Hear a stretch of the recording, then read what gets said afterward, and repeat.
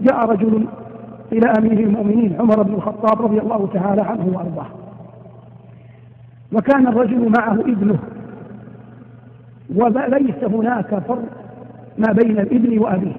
فتعجب عمر قائلا: والله ما رأيت مثل هذا اليوم عجبا، ما أشبه أحدا أنت وابنك إلا كما أشبه الغراب الغراب. والعرب تضرب في أمثالها أن الغراب كثير الشبه بقرينه. فقال له: يا أمير المؤمنين، كيف ولو عرفت أن أمه ولدته وهي ميتة؟ فغير عمر من جلسته وبدل من حالته، وكان رضي الله عنه وأرضاه يحب غرائب الأخبار. قال: أخبرني. قال: يا أمير المؤمنين، كانت زوجتي أم هذا الغلام حاملا به، فعزمت على السفر فمنعتني، فلما وصلت إلى الباب ألحت علي ألا أذهب. قالت: كيف تتركني وأنا حامل؟ فوضعت يدي على بطنها وقلت: اللهم إنني أستودعك غلامي هذا، ومضيت.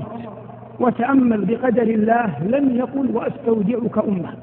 وخرجت فمضيت وقضيت في سفري ما شاء الله لي أن أمضي وأقضي.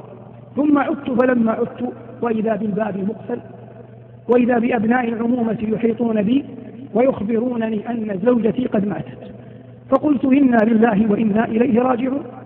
فأخذوني ليطعموني عشاء أعدوه لي، فبينما أنا على العشاء إذا بدخان يخرج من المقابر.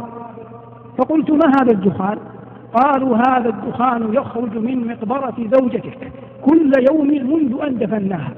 فقال الرجل: والله إنني لمن أعلم خلق الله بها، كانت صوامة قوامة عفيفة لا تقر منكرا وتأمر بالمعروف ولا يخزيها الله أبدا. فقام وتوجه إلى المقبرة وتبعه أبناء عمومته. قال: فلما وصلت إليها يا أمير المؤمنين أخذت أحفر حتى وصلت إليها، فإذا هي ميتة جالسة، وابنها هذا الذي معي حي عند قدميها، وإذا بمناد ينادي: يا من استودعت الله وديعة خذ وديعتك. قال العلماء: ولو أنه استودع الله جل وعلا الأم لوجدها كما استودعها، لكن ليمضي قدر الله لم يجري الله على لسانه أن يودع الأم.